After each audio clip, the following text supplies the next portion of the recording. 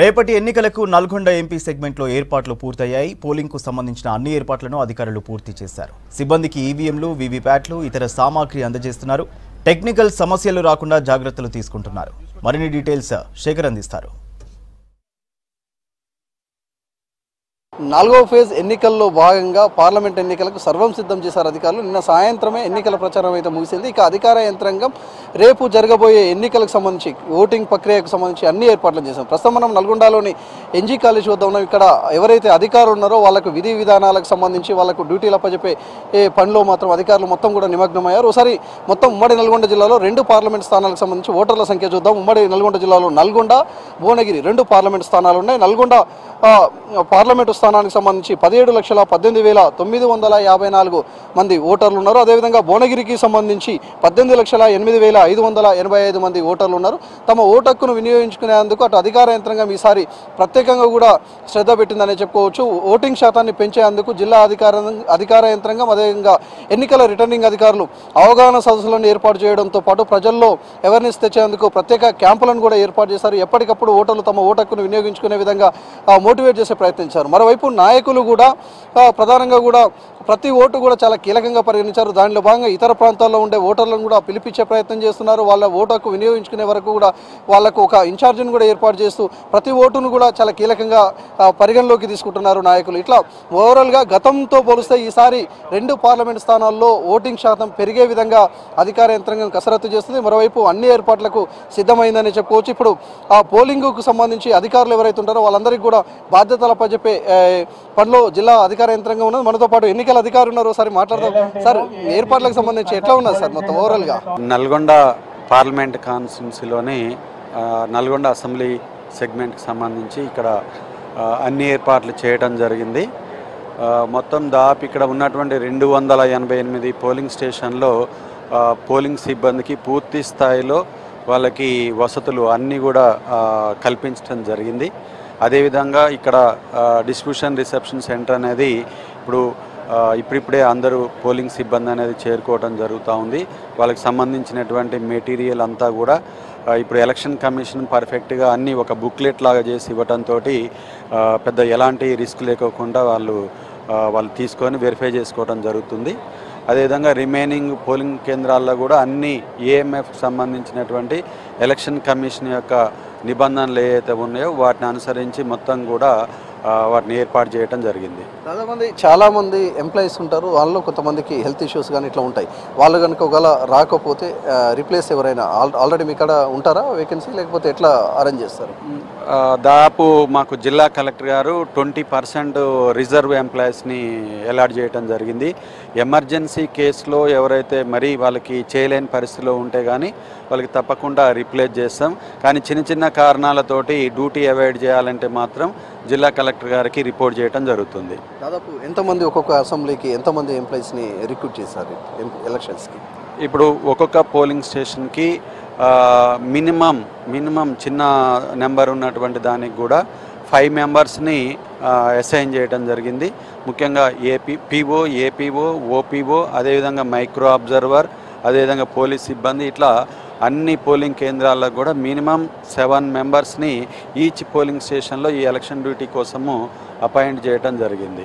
అంటే ఎలక్షన్లో పార్టిసిపేట్ చేసే ఎంప్లాయీస్కి ముందుగా ట్రైనింగ్ ఎట్లా ఉంటుంది సార్? వీళ్ళకంటే ఏ విధంగా ట్రైనింగ్ ఇస్తుంటారు? దాదాపు మనకి 3 గతంలో 2 ట్రైనింగ్లే 2 రోజులే ఉండేది. ఇప్పుడు జిల్లా కలెక్టర్ గారు ప్రత్యేకంగా ఇంకొక 1 డే అదనంగా కూడా పీఓలకి ఏపీఓలకి ఈ స్పెషల్గా ట్రైనింగ్ అనేది ఇప్పించడం జరిగింది. నల్గొండ కాన్స్టిట్యున్సీకి సంబంధించి మాత్రం పూర్తి స్థాయిలో సిబ్బంది పర్ఫెక్ట్గా వాళ్ళు ఉన్నట్టుగా మేము భావించడం జరుగుతుంది.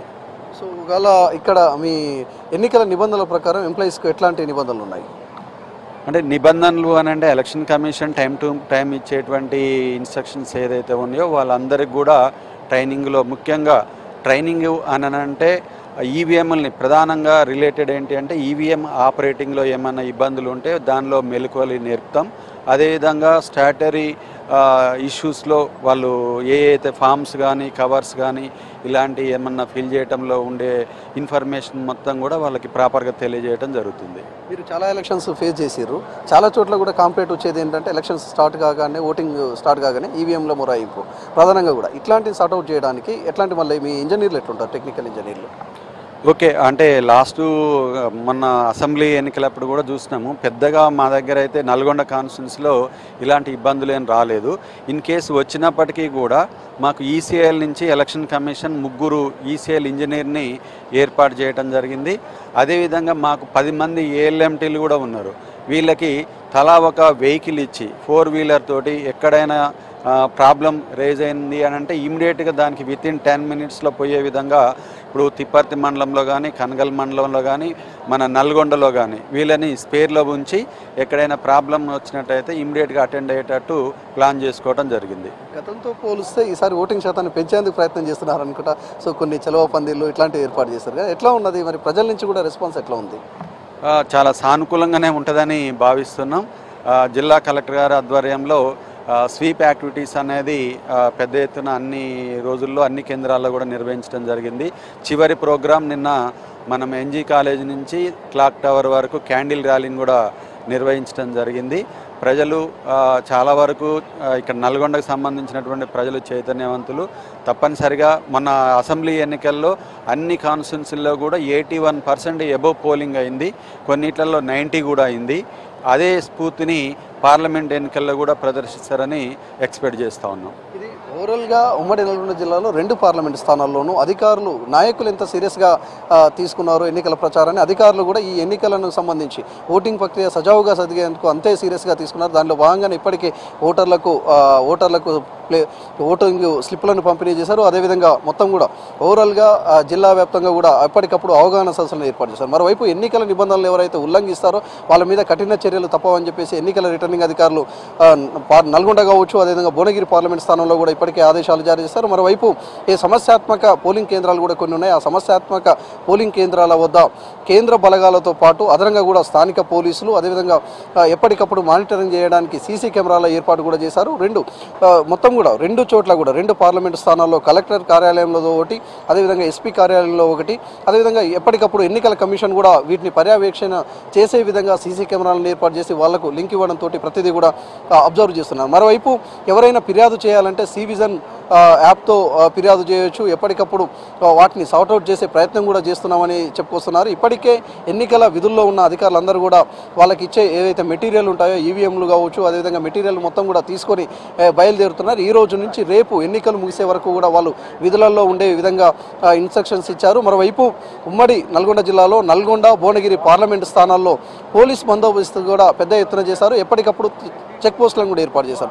బార్డర్లో ఉన్న ఏపీలో కూడా ఎలక్షన్స్ జరుగుతున్నాయి. సో అక్కడికి ఆ బార్డర్లో చెక్ పోస్టులను 2 రాష్ట్రాల పోలీసులతో సమన్వయం చేసుకుంటూ, అధికారులతో సమన్వయం చేసుకుంటూ ముందుకు పోతున్న పరిస్థితి అయితే ఉమ్మడి నల్గొండ జిల్లాలో ఉంది. ఇది నల్గొండ, భువనగిరి పార్లమెంట్ సంబంధించి ఎన్నికల ఏర్పాట్లు, అధికారుల పనితనం.